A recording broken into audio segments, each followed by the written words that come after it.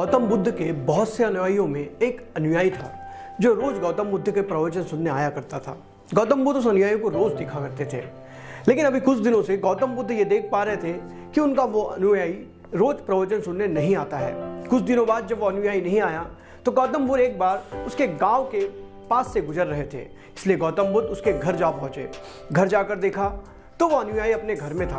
उस अनुयायी ने गौतम बुद्ध को शीतल जल दिया पीने के लिए और आंगन में ही गौतम बुद्ध के लिए आसन लगा दिया।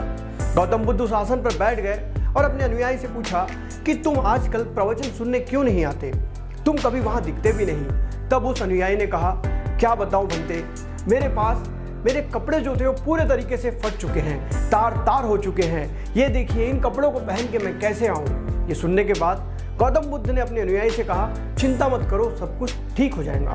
गौतम बुद्ध वापस अपने आश्रम में चले गए। आश्रम में जाने के बाद गौतम बुद्ध ने अपने एक धनवान अनुयायी को रोका और उससे कहा कि तुम कल मेरे उस अनुयायी को कपड़े दे देना। उस धनवान अनुयायी ने गौतम बुद्ध को वादा किया कि उसे कपड़े दे देगा। अगले दिन उस धनवान अनुयायी ने अपने नौकर के हाथ से पूरे परिवार के लिए दो जोड़ी कपड़े भिजवा दिए। इन कपड़ों को मिलने के बाद वो अनुयायी खुश हो गया और वो अगले दिन वो कपड़े पहनकर गौतम बुद्ध के आश्रम में आ पहुंचा। अब गौतम बुद्ध ने उस अनुयायी से पूछा, क्या तुम नए कपड़े पाकर संतुष्ट हो? उसने कहा, जी महाराज, मैं ये नए कपड़े पाकर बहुत संतुष्ट हूँ। मेरे घर में मेरे सारे परिवार को कपड़े मिल गए हैं। तो गौतम बुद्ध ने कहा, तो तुमने उस पुराने कपड़ों का क्या किया?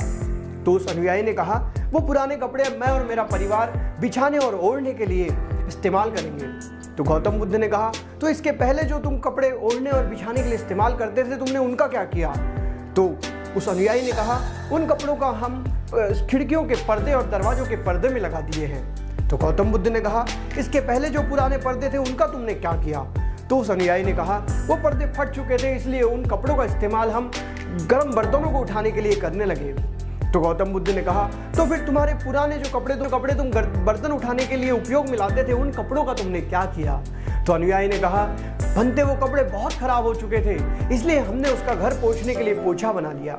तो गौतम बुद्ध ने कहा, तो फिर तुमने उस पुराने पोछे का क्या किया? तो उस अनुयायी ने कहा कि उस पुराने पोछे के कपड़े पूरे तरीके से फट चुके थे, तो मैंने उनके धागे निकाल कर अलग अलग कर उनकी बत्तियां बना ली। अब वो बत्तियां हमारे घर को भी प्रकाशित करती हैं और उसमें से कुछ बत्तियां मैंने आपके आश्रम में भी दे दी है, जो आपके कक्ष में जलने वाले बत्ती को भी प्रकाशित करेंगे। गौतम बुद्ध अपने अनुयायी का ये उत्तर सुनकर संतुष्ट हो गए। गौतम बुद्ध हमेशा अपने अनुयायियों से बताया करते थे कि कोई भी वस्तु अगर आपके पास अतिरिक्त मात्रा में है तो उसे किसी और को उपयोग में लाने दीजिए, वो किसी को दान कर दीजिए।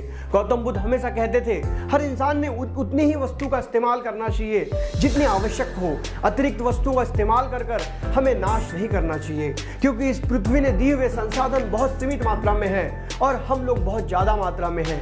ये बात गौतम बुद्ध समझते थे और इसलिए अपने अनुयायियों को भी आज से 2000 साल पहले ये सारी चीजें बताया करते थे। लेकिन आज के लोग इन सब चीजों को कब समझेंगे? आज के लोग तो नई खरीदी हुई चीजों का भी इस्तेमाल पूरी तरह नहीं करते हैं। आज हम लोग छोटी छोटी चीजों को जल्दी बदल लेते हैं। आज पुराने कपड़ों को पहनना तो दूर फेंक दिया जाता है। आज हजारों लोग गरीबी में जीवन जीते हैं, फिर भी उन्हें नए कपड़े नहीं मिल पाते और रईस लोग एक कपड़े को 2 बार पहनकर फेंक दिया करते हैं।